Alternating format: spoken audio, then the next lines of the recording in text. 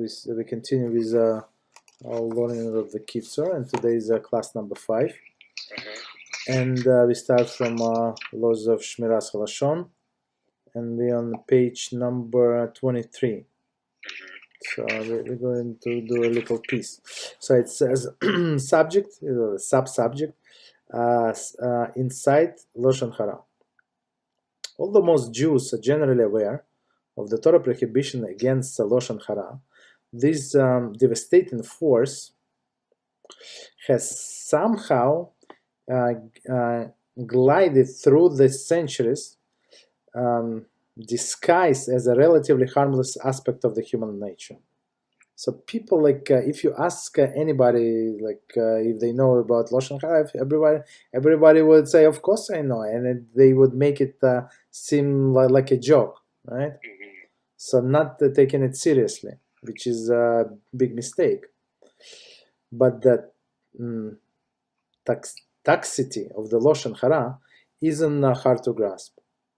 One need only to examine the aspect of the human nature that fuel it: arrogance, anger, jealousy, critical attitude, and negative outlook. So all of these attributes, that's what the cause of Loshon Hora. Somebody is arrogant, he would look down on a person, or somebody is angry, he would speak Loshon Hora about negative speech. So Loshon Hora is negative speech. Jealousy, so he said he would say this guy have this business is actually stupid and this and that. So and the only reason because he think that he could have the same or even better. Critical attitude, same. We judge our very critically and now only from a positive side. Negative outlooks, there are people that see like everything in dark shades. There is the formula that energizes Loshon Hora and set it flying. So all of this negativity. So the author said, like, look what's is fueling this Loshon Hora, all of these negative traits. Conversely, when one follows kind, gentle words back to their source, one finds then embedded in the most wholesome aspect of the human personality. Right? So if he does opposite, humility, willingness to avoid dispute. So humility means that I don't have to judge anybody, right? Who I am, and willingness to avoid disputes. So even if somebody told you, so you don't have to retaliate and then start all of the strife between people, between groups of people, right? Recognitions of HaShem's image in others. So that's the opposite of one second. This critical attitude, I would say, right? So he sees, he said, okay, maybe this guy is not this, maybe he's not that, but at least he's created in the image of HaShem, and I have to respect him just for that. That's enough reason for me to respect this human being because he was created in the image of HaShem. A focus on the good and Achavas Israel, love for one's fellow Jew. So that's if person does not speak Loshon Hora, that's what his qualities are. And there is what Chavos Levavos says that the mouth is a quill of the heart. It's a very interesting expression, right? It's like so what the mouth says like out loud what the person has in his heart.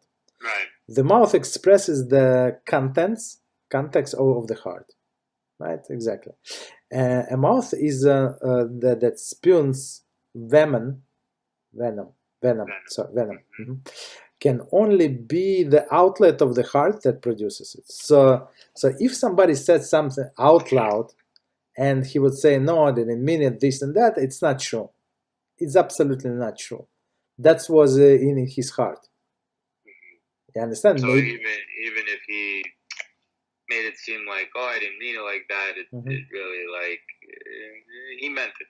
Exactly. I mean, maybe he didn't mean to say this part is true, right? He wanted to keep it hidden, but that's for sure. He was this thought is not from 1 second ago. You understand? It was always in his heart. He was trying to hide it. The Torah, the Torah horns, in how tightly on this tightly intervened bond between the words and the heart, directed every Jew to work to replace the dark with the light, the low with the lofty. That's what we have to work in. Right. So it's, as it says in Tehillim, which man desires life, right? Chofetz Chaim. So that's the name of the book, Chofetz Chaim, which man desires life. Who loves the day of the good, guard your tongue from evil. So it's from Tehillim 34:13. So it actually comes from our Shabbos morning davening. Okay, so we can stop here, I guess. So we do these little pieces, and then when we get to the actual daily learning, like day, so we can the full day. Okay. All right. So we go to Kitzur Shulchan Aruch. And we're on page number 15, and I just remember one thing. So last time you told me that one word was it was portion of the Torah. I said portion of Tanakh. So just so you know, so I have the first edition of this book, okay. And I was learning with somebody else.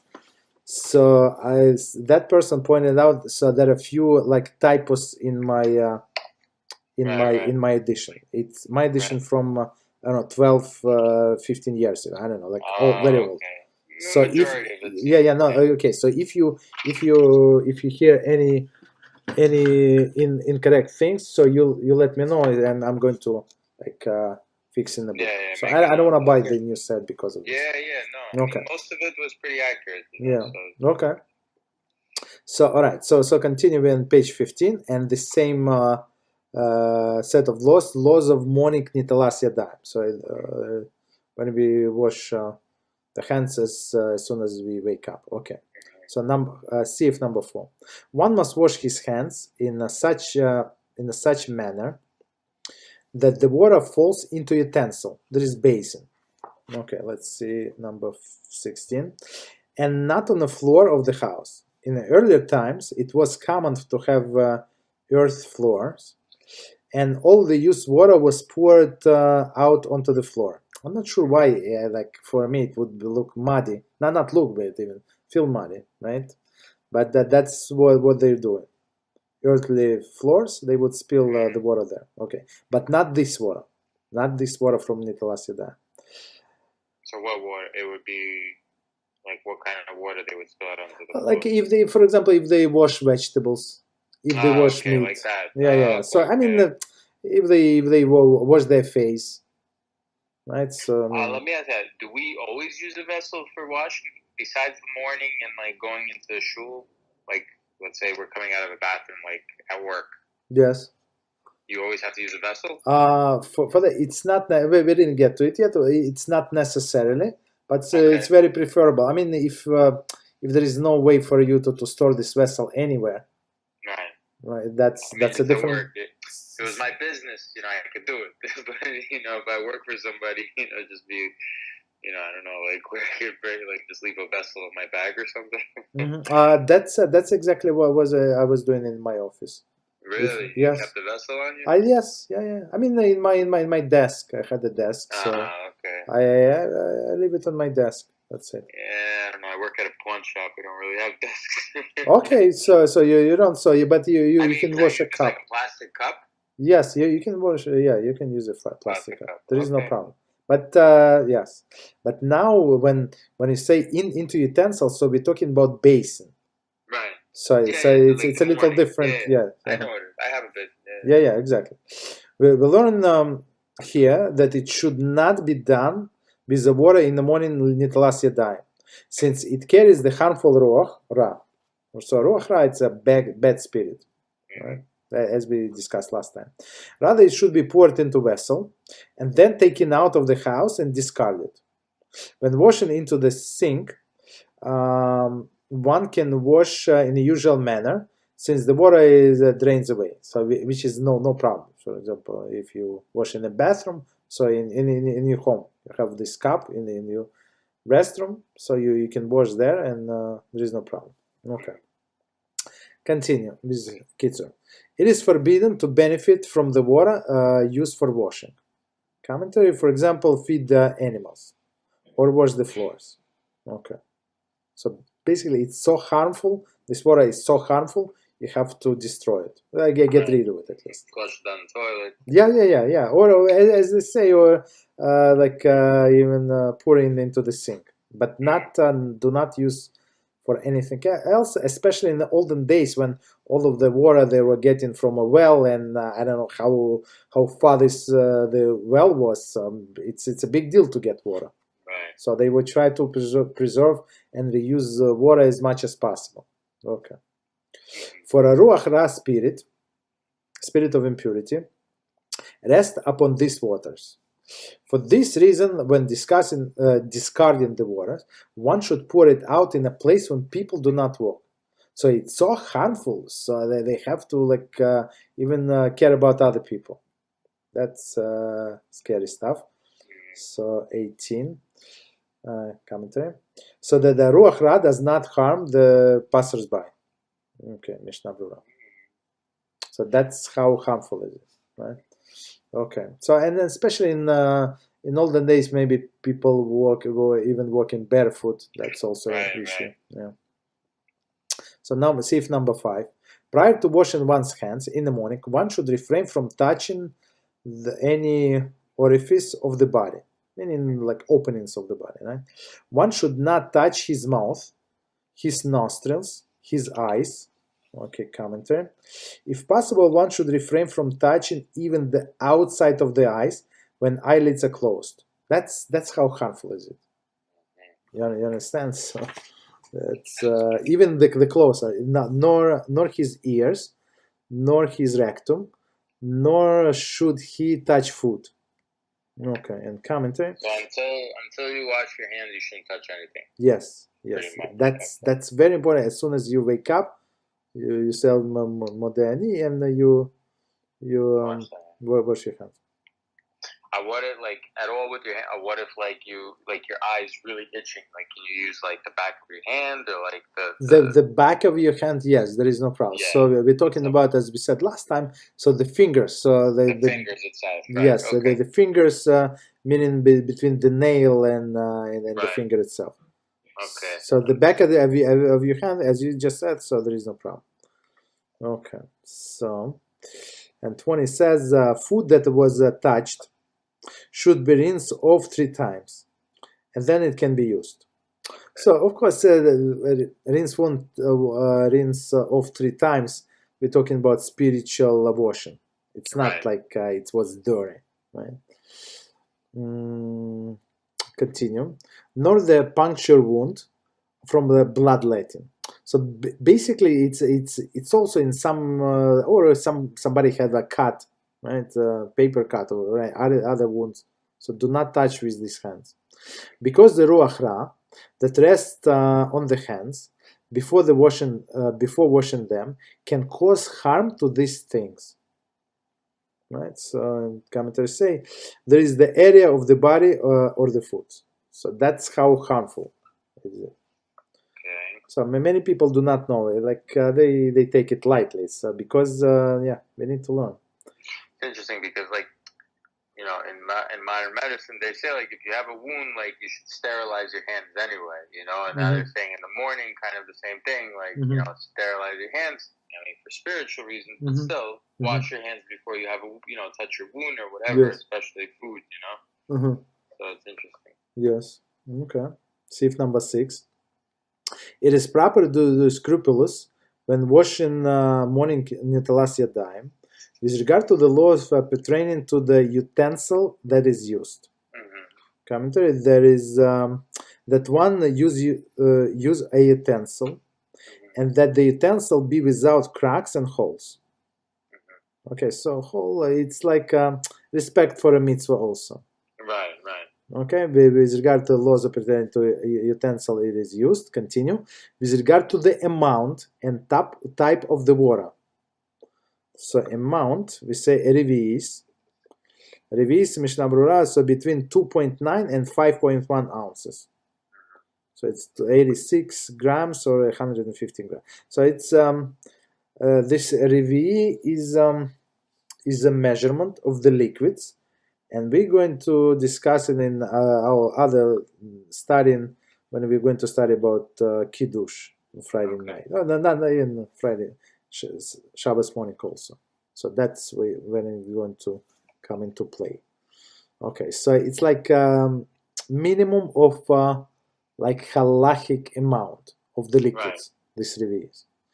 Okay, so it's very important to know. Okay, with regard to amount and type of the water. Type of the water, for example, the water not be discolored. So okay. Continue with Kitzur, and the water should pour onto his hands through the human force. Commentary. There is one should not simply pass the hands under the water already flowing from the faucet. Should not. So basically, so two things.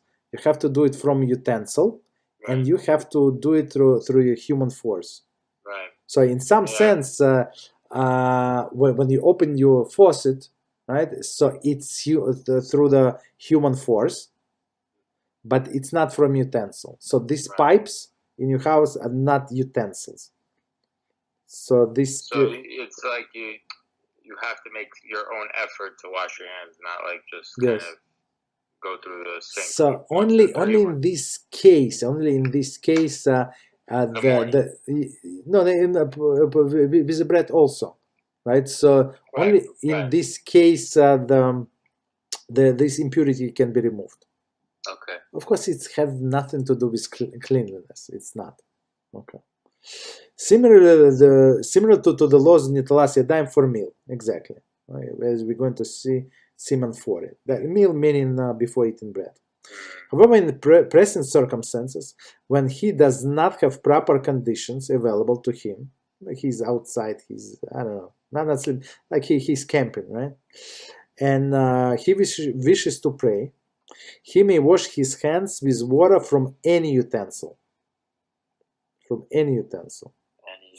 So as we said, even with one cup, like a disposable cup. Yeah, plastic cup. And with any type of water. And without human force. So that's very, very lenient. Not everybody agree, but okay. As long as the water has poured onto his hands, Ruach Ra will depart. Okay. All right, but that's only under pressing circumstances. Yes. So it's only after the fact, so yes.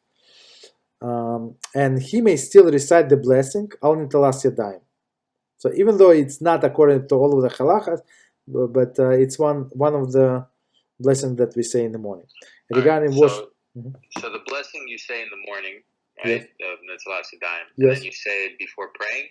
Yes. Before praying. Yes, so it's it's in our Sidurim, so it says, so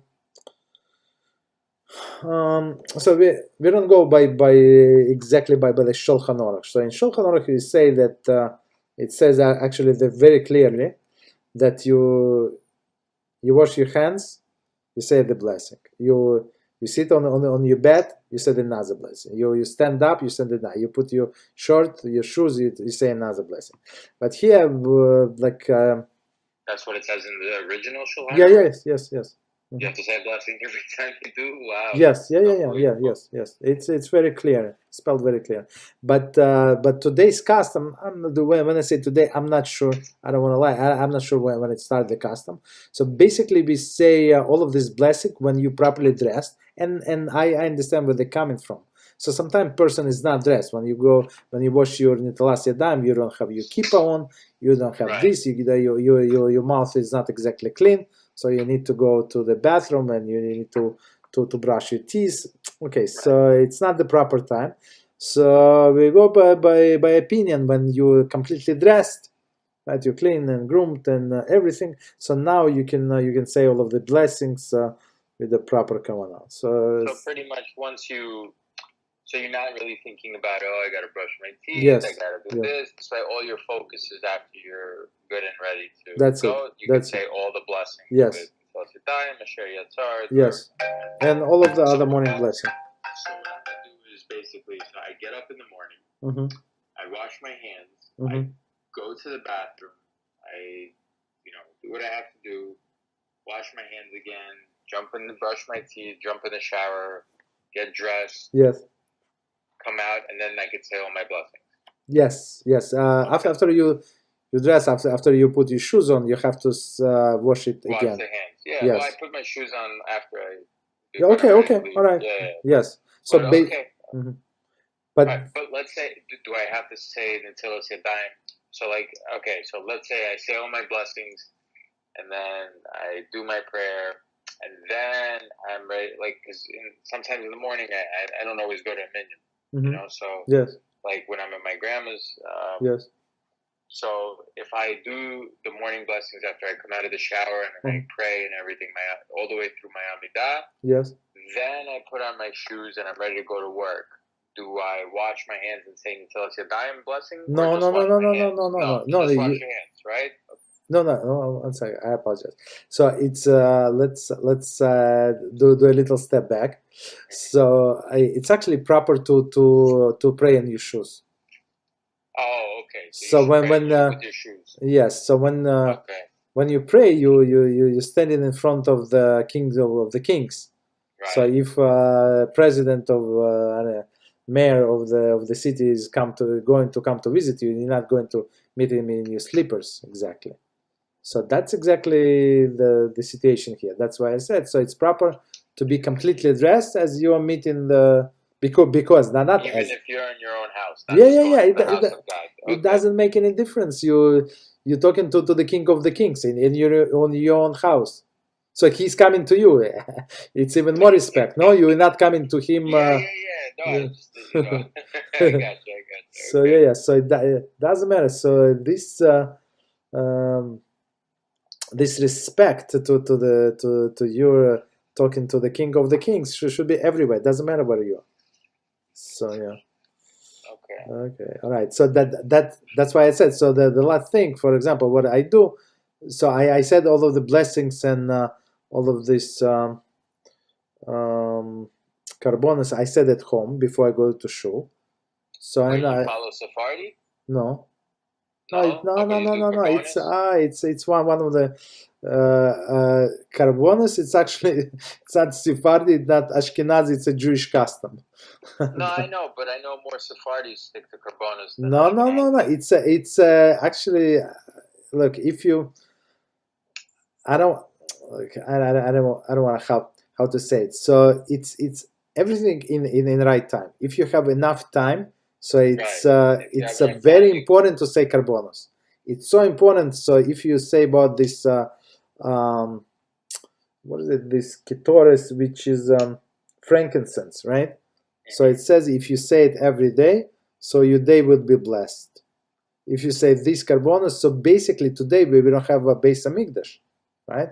And we don't have, so we cannot bring daily offering, but the law is still there.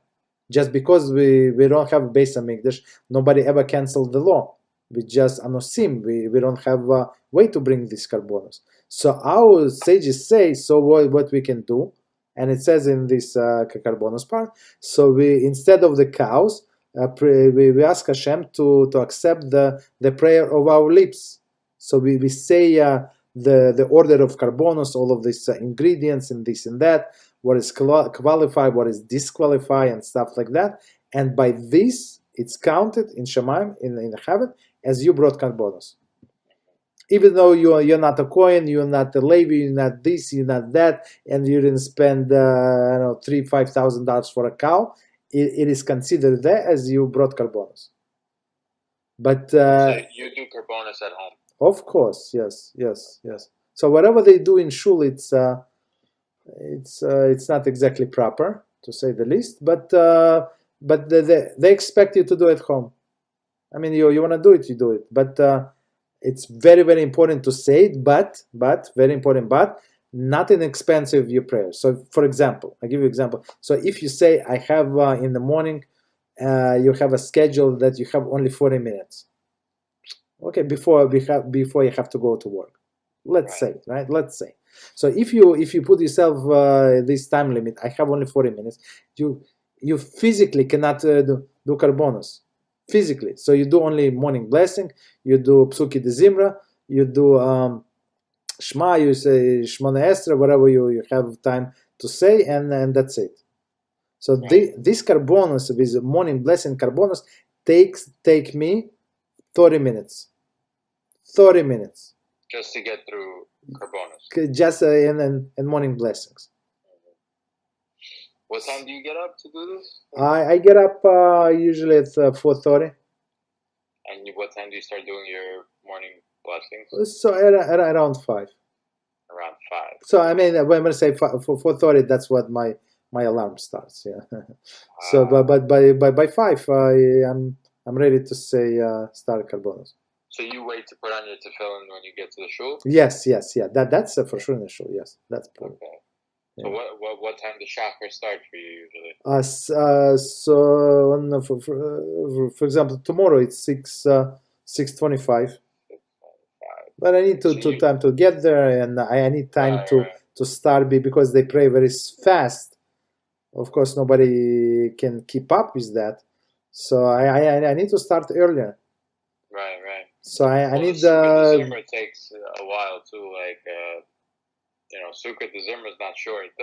It's not short, exactly. So and it's very proper. So and our sages, we're going to learn together Beezrat HaShem. So our sages say very clearly how to pray Psuki. Very clear, all of them agree that you have to pray Psuki de Zimra as you count money.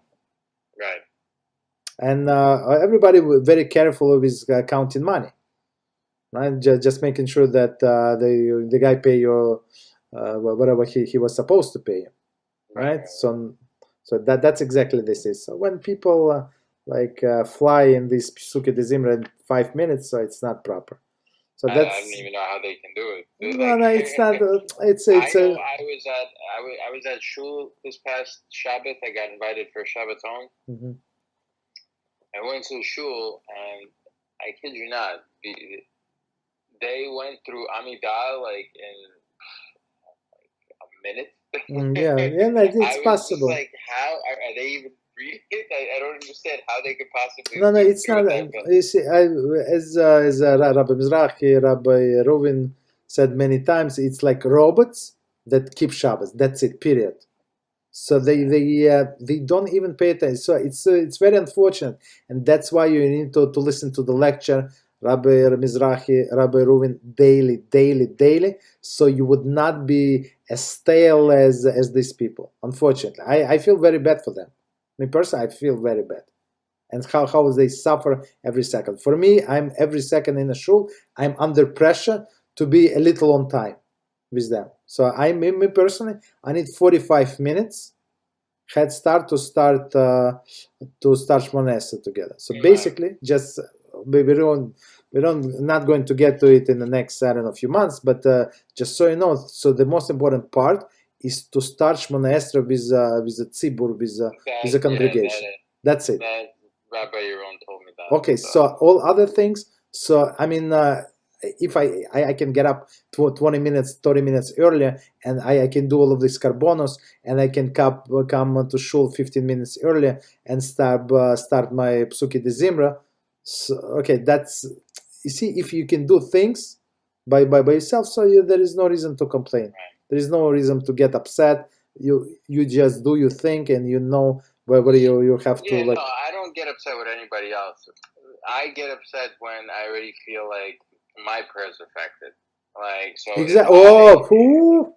That's exactly. If I feel like I'm not having concentration, then I get mad at myself, and I'm kind of at the same time I'm like, I'm sorry, HaShem, there's something off with me. I'm in my head, I'm already talking to HaShem, I'm sorry. I'm apologizing, and I'm continuing my prayer because I don't know what to do at that point. I don't have enough kavanah. Yeah. So I'm like, okay, let me just apologize while I'm reading this prayer. I don't know what else to do, it's not there, and I get so mad and upset with myself. Yes. I don't really get mad, but I get very upset.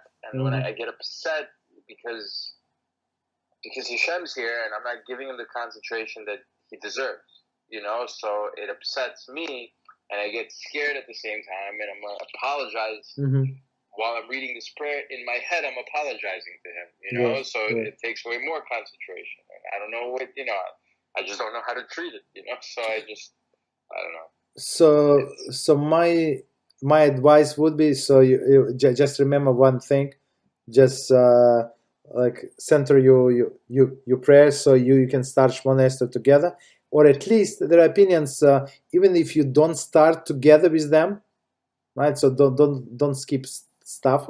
I mean, we in Beezrat HaShem we're going to learn what you're allowed to skip, or you're not allowed to skip if you want to start Shmona Esrei with them. But basically, like the bottom line, the bottom of the bottom line.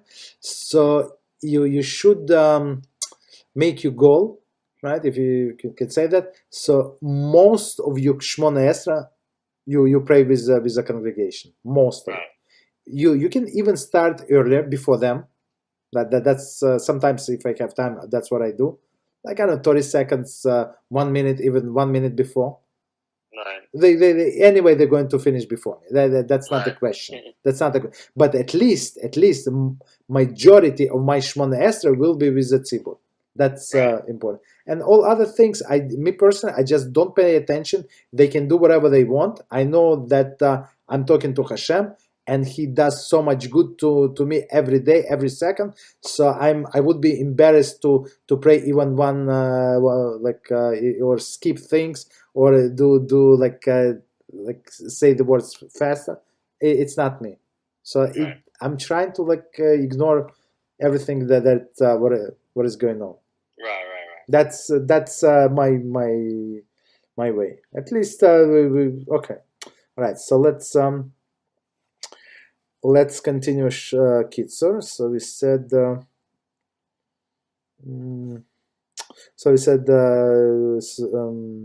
And with the type of the water and without human force. So we said it's if he does not have a vessel, this and that. Okay, that's the bottom line. And he may still recite the blessing Netilat Yadayim, as we said, regarding washing of the hands upon this washing. Okay, so that's what we said, and we, as we just discussed, so it's proper to do everything like just follow your siddur. Whatever siddur you have, it's appropriate just to follow. If there is a river nearby, so that's for example, if you're camping, right, it is better to dip his hands into the river 3 times. And even in the snow. So snow is also considered water, halachically, in this sense. Right. And you can dip your water like 3 times in different places. Right. Okay, so it says 28.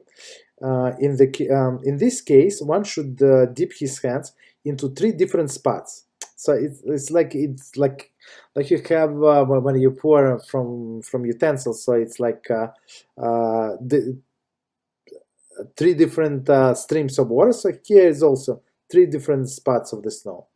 This procedure satisfies the obligation to wash before the prayers. But there is a question whether it removes the ruach ra. So that's questionable, right? Thus, if the latter obtain water, if he later obtained water, he should wash in the manner of the morning Netilat Yadayim. And it's always like that, is in all of these questionable things, right? When we do later, when you can do it proper, so you do it proper without any blessings, just to remove any doubts. That's that's the approach in many things. Okay, continue. However, if he does not have any water available at all, he should wipe his hands with something, and he should recite Netilat Yadayim regarding cleansing of the hands in Nikiyus. I'm sorry.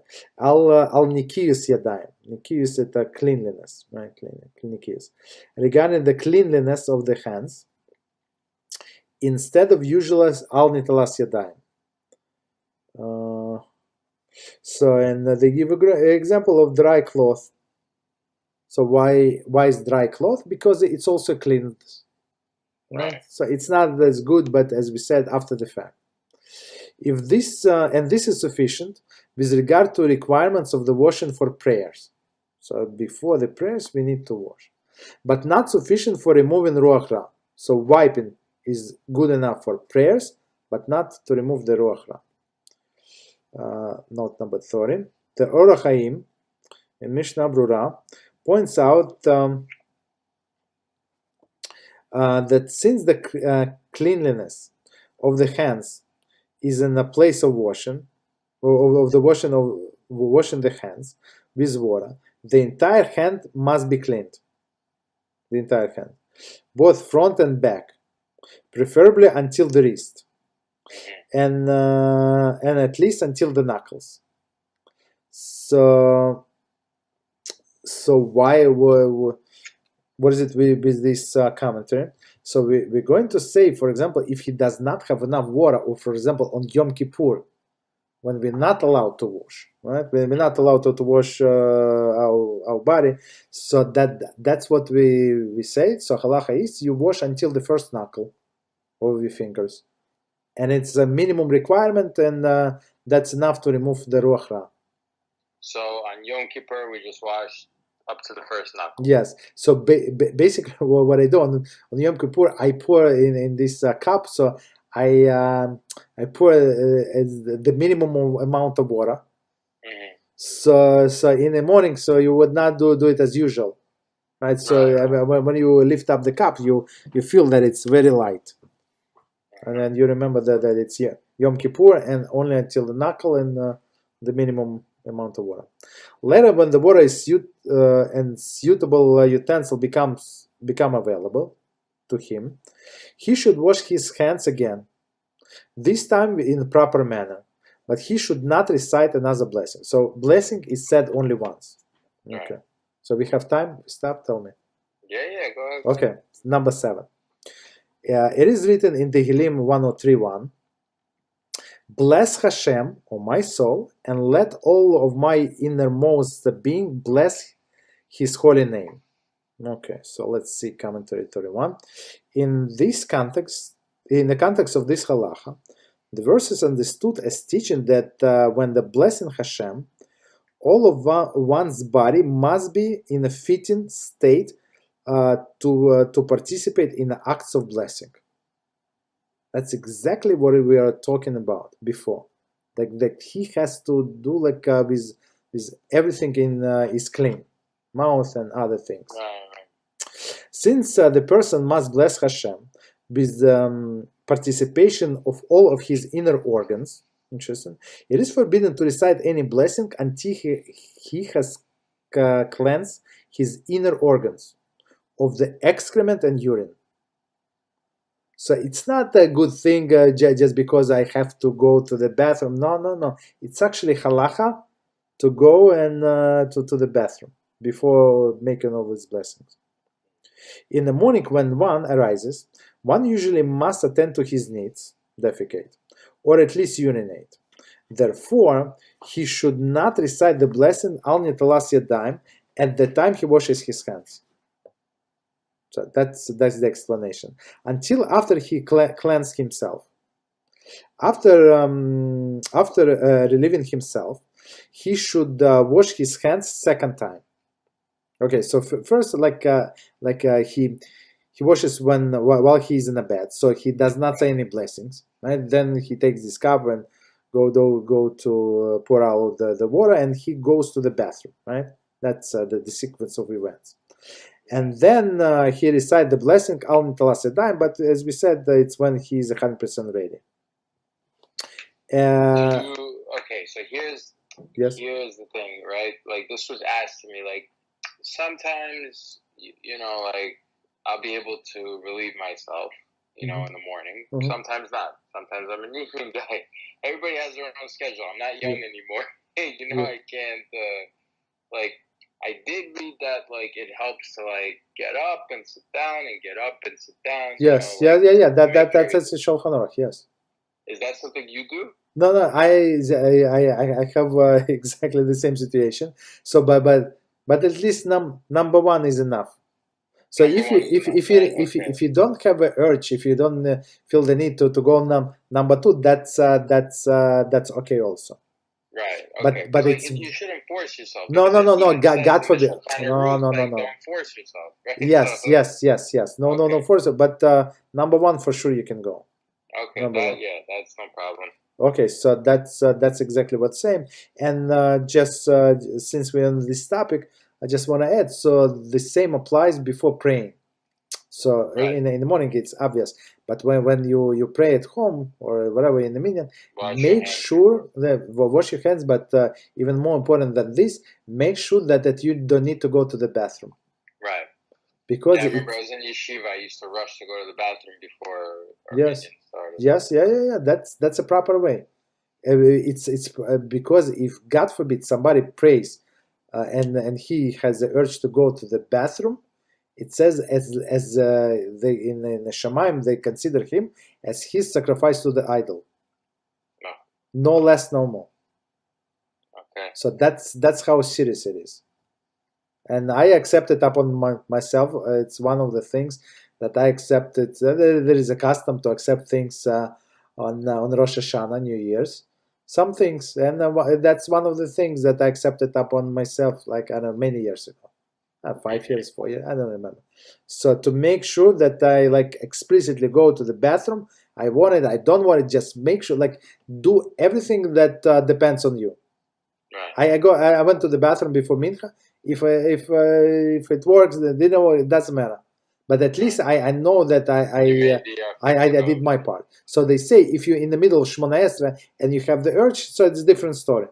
So right. it's not. It was not up to you. So your part to make sure that you don't want to go like before they start. Before you go. That's so it. prepare yourself before. Whatever happens during, that's another story. Yes, right? yes. So what do you do if it happens during? Do you finish it and then finish? They say finish okay. and then go. Yes. Okay. Unless look, but on another hand, if you cannot hold, no, then you gotta go. Absolutely. Yes, that in this case you have to go. You have to stop and Right. you attend your needs because it's also in Shulchan Aruch that you cannot hold. And there are a few reasons because a man can become sterile, right? If he holds Right, some others. So it's So basically, they're saying, okay, so on the one hand, make your effort to do your hishtadlut when it comes to relieving yourself. Correct. Right? Yes. You do that, you're in the clear. Yes. Once you go and then you pray and something happens, you did what you had to do. It just happened that at that particular moment, your Yetzirah said, you know what, you're going to want to go now. Yes. Yeah. That's exactly. So, okay, interesting. All right. Okay. All right, good to know because I've had those situations. I'm like, oh, great. What do I do? Yeah. I mean, exactly. Yes, that's very important. And those things are not details. Don't call them details because it's actually halachah. Right. You understand? Okay. So continue. Torah 2. Some authorities advise that one should wait to recite the blessing until he is ready to begin his prayers, and then recite it along with the entire sequence of the morning blessing. Mishnah Brura is exactly what we were discussing today. Right. So you dress, you're in your whatever in your shoes, and okay, then you can say all the blessing. Okay. So 1 second, let me go a little up. So it says, and then recite blessing Netilat Yadayim, the blessing Asher Yotzer, as a sequence that's it says in our Siddur, who has fashioned man, the blessing of the study of the Torah. So that's it follows right after Asher Yotzer. So Asher Yotzer, that's what we say after the bathroom. 33 commentary. See below Siman 7.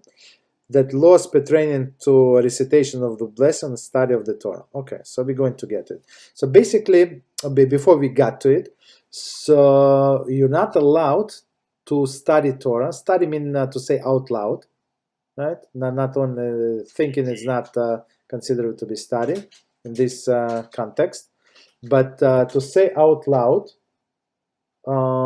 any verses from the Torah. So that's until you until you say blessings on the Torah. Right. Okay. So that's in our Siddur. Just follow the Siddur, and for example, and it says in Shulchan Aruch, it says the big Shulchan. This is Kitzur. The big Shulchan Aruch says, so what you're not allowed to study, you're not allowed to study written Torah, right, and oral Torah, and Midrashim. Also, I think it's Midrashim. Okay, meaning all of these carbonos even you cannot study. You cannot study. Okay, all right. So that's okay. Continue. 8.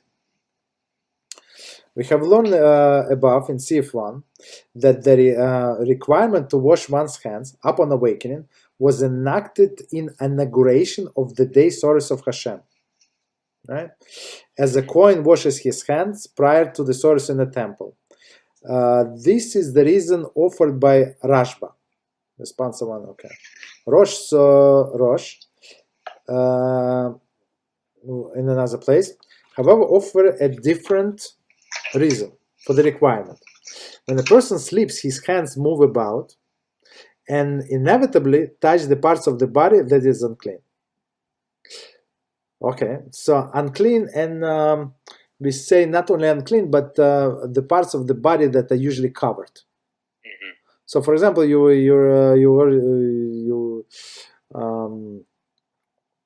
even your hand, hand like your elbow is usually covered. So if you scratch your elbow, so it's already touched something that's unclean. Mm-hmm.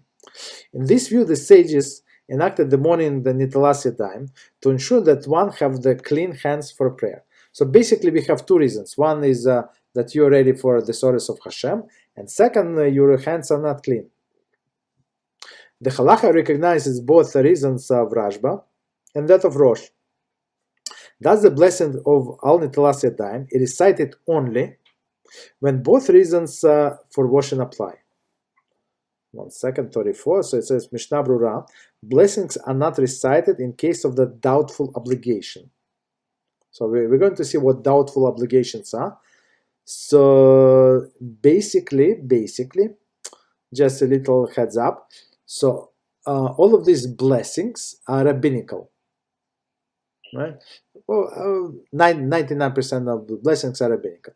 So basically, if you're not sure if you said the blessing or not, you do not repeat it. Right. It's a rule of thumb, but there are exceptions. But the only blessing that is biblical, right, is Birchas Hamazon. So Birchas Hamazon, since it is biblical, so if you don't remember, you say it or not, so you have to say it. Right. But if you don't remember, if you say the blessing Al Netilat Yadayim, for example, or you start eating apple and you say one second, stop, 1 second. Did I say blessing or not? So in this case, you cannot repeat the blessing, because we have a prohibition. So it says in one of the 10 commandments, do not carry names of HaShem in vain. Do not say it in vain. So in this case, if, for example, if you already said the blessing on this apple, so it would be in vain. So when you have rabbinical and biblical, so we go by biblical, not to break. So it's of course there are exceptions, but that's a general rule until we get to that details. Okay. In addition, as we have learned, that there is an obligation to wash the hands so as to remove the ruach ra from them. So it's like a third one, right? So preparation of the for the prayers, removing of ruach ra, and the third one that he touched some unclean parts of his body. However, this reason alone does not warrant the recitation of the blessing. And the example would be if a person took a nap, right? So there is a ruach ra, okay, when he was sleeping, but he has to wash his hands, but he does not say any blessings. Okay, continue.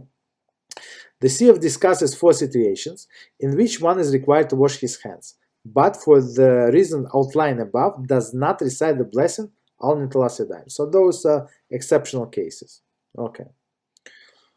If one awakens and wash his hands while it was still night, right, as Halachah dictates, and then remains awakened until the daybreak. So he, let's say, woke up, if you take today, even like 4 a.m., even 5 a.m. is still night. I'm not sure what is the dawn. I think it's 5:50.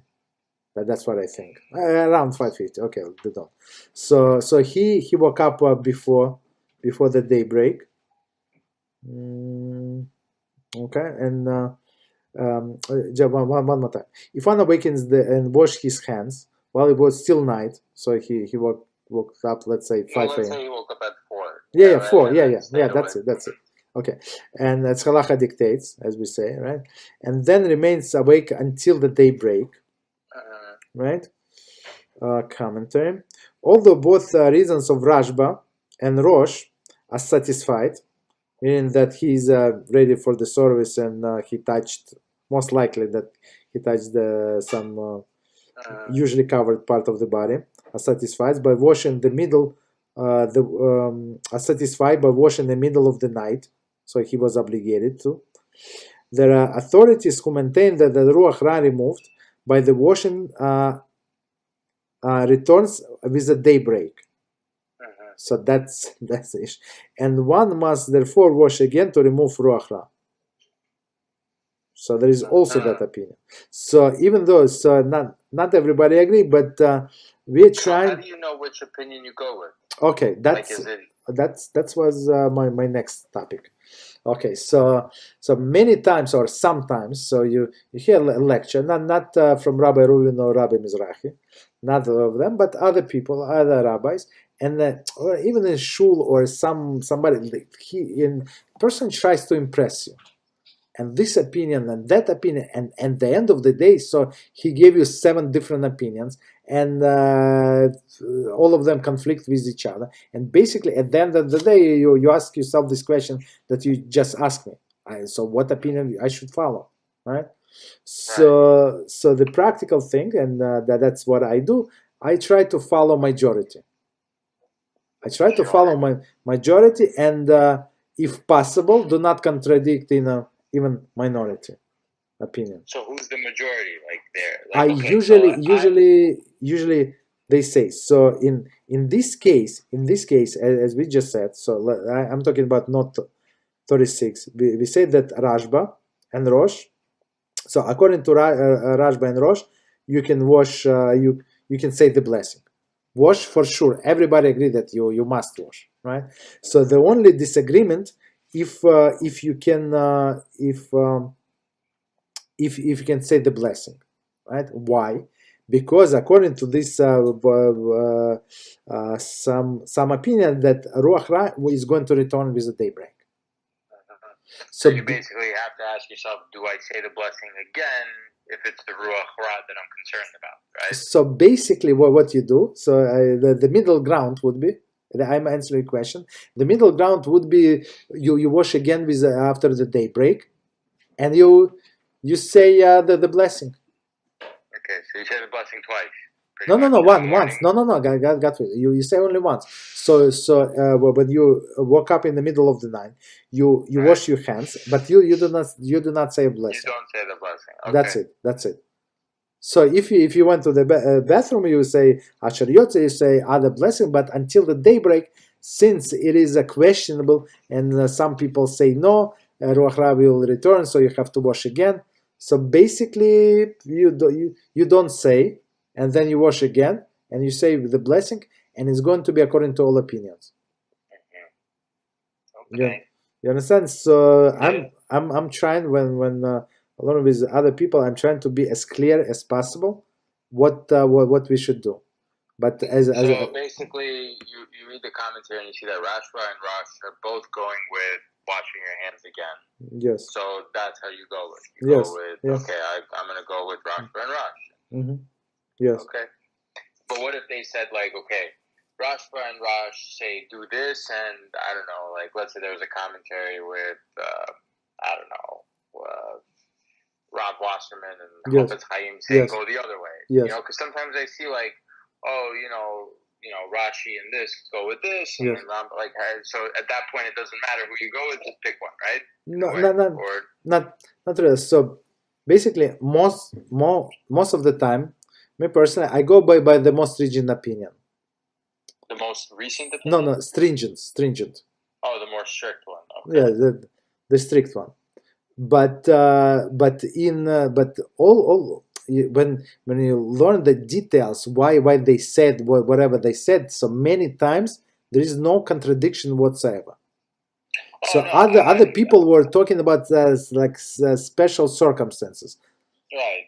So, but I'm not trying to say that there's contradiction, because at the end of the day, if these are adult, like, if Moshe Feinstein says something, yes. and Rabbi Yosef says something, yes. it's okay, because yes. if I follow one of them, I'm okay. Exactly. Because I know HaShem makes both of them right. Yes. So for me, I understand that. Yeah. I just want to know, because like I like some of the things Rabbi Ovadia, like I like the Sephardi culture. Yes. I like, I don't know, like I feel like I could find, but then there's things I relate more to, because family ancestry, it's more Ashkenazi, and like, I don't know, like Rab Moshe Feinstein is also good. Like, so like I've seen one halachah where Rab Moshe Feinstein says you can't brush your teeth, and then Rabbi Ovadia Yosef says it's okay to brush your teeth.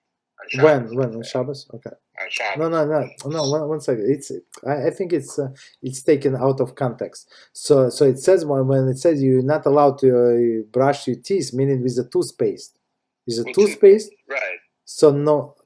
So they say today they invented. I don't know if there's like a liquid toothpaste, because I use mouthwash. I don't. That's it. That's so you don't need 7 opinions. So in your case, whatever you picked, it's according to all opinions. So all of them would agree. So you can brush your teeth. That's exactly what I do. I use the mouthwash, right? And I do like with a toothbrush without paste. That's it. Okay, because the girl I'm seeing, she uses like liquid toothpaste. Like there's like a liquid toothpaste. Okay, there is the problem is not with squeezing. The problem is in a smoothing, and we're going to get to it. Smoothing. So, and since it is a liquid, so basically there is no melacha of smoothing. So it's a personal priority, but it's a little lenient. So I'm talking about myself. So and whatever you said with this toothbrush or without toothbrush, with the mouthwash, it's according to all opinions. Why you want to put yourself in this difficult situation? You understand? So I mean, for so many years I got so used to. I mean, I don't suffer. So after Motzei Shabbos ends, I brush my teeth with a toothpaste.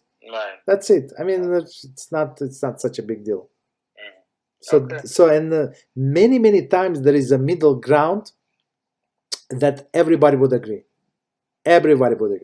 So in exactly this situation, I think it's a perfect example with a toothbrush. Okay. So whatever she does, so you don't tell her that she's doing wrong. And no, I would. I'm not in a position to rebuke her. No. In any case, I wouldn't want to yet. I'm not strong enough to rebuke anybody. No, I'm exactly. Just curious out of myself. Exactly. That's a good point. So I want to elaborate a little on that point.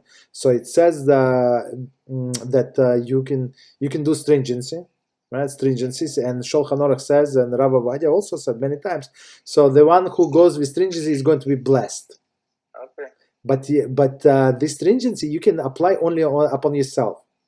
Right. So Shulchan Aruch says, or that Mishnah Brura said, there is some others they say opposite. So basically, it means that you can follow that opinion. Mm-hmm. So you cannot tell people that they doing something wrong.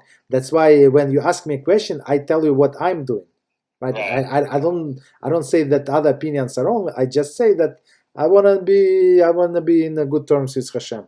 Right, absolutely. That's it. But that does not mean that they're in the bad terms. But I want like all of as many poskim and all of the other generation, Well, this you generation, just want to be on my better side. safe than sorry. Right, I Yeah, got you. be on my side. When after 120, when I go to Shemayim, so they would testify that I did according to everybody, not only one lone authority that say yeah, that's what I said. That's what I said. Maybe it was typo, right? So Okay. okay, so continue. All right. You wanna? I still got my prayer to do and all that stuff. No, but we didn't finish. 5 minutes, 3 minutes. Oh, okay. Or if you want, we can stop here. No problem. No. Let's finish. Okay, so so just this few. Okay, so it says so from the beginning. If one awakened and washed his hands while it was still night, the Halachah dictates and then remains awake after break. So that's what we left off. Or if after awakening and washing his hands, he returned to sleep a second time, which is also possible, while it was still night. So he went to the bathroom, right? Commentary. In this case, the reason for washing, according to Rosh, applies, right? Because he touched his body. Since he slept again before the prayers, right? And his hands may be presumed unclean. However, according to Rashba, that one washed due to the having been created anew, he would not have to wash again, as a person created anew only once a day. Okay, so continue. So there is an answer. Likewise, one who slept during the day for 60 breaths. So there is many definition of 60 breaths. Yeah. So 38, 60 breaths. Like a half hour. Yes, yeah, half an hour. Some say it's like 3 minutes. So it's a 60 breaths is a halakhic reference to the significant nap. It can contrast to the simply dozing off. In contrast, okay? So it's not like he does off at the table. One who dozes less than equivalent of 60 breaths, even at night, is not affected by Ruach Ra. Mishnah Brura. Okay. When sleeping during the day, while one must wash due to the Ruach Ra that affects the sleeping person, the reason for washing of Rashba and Rosh does not apply.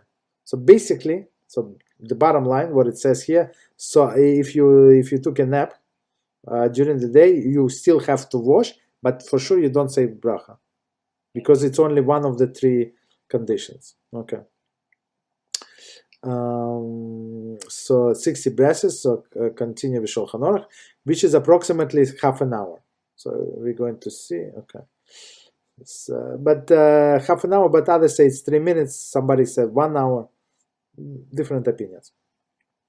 Likewise, one who remained awake the entire night and did not sleep for 60 breaths, like on some holidays we stay, like on Shavuos, on other Hashanah Rabbah we stay all night. In all these cases, there is a question whether he must wash his hands or not. So in all of these questionable situations, as we said before, we just don't say blessing. Okay, commentary, almost done. While one would be obligated to wash his hands, so even according to one opinion, you have to wash your hands. Right? In this case, according to the reason of Rashba, for in his view, the enactment of the sage is applied once daily, regardless of whether he slept or not, meaning that he's going to serve HaShem. The reason for Rosh does not apply, as one hands are assumed to remain clean while he's awake. So he was dressed, he didn't scratch himself. Okay. Right. So, okay.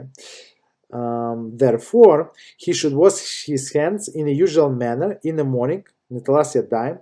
There is 3 times, each on in alternated fashion, meaning that to remove the Ruach Ra, as we said that it comes anyway, according to that opinion that it comes anyway in the morning, as described above in CF3, but should not recite the blessing upon washing.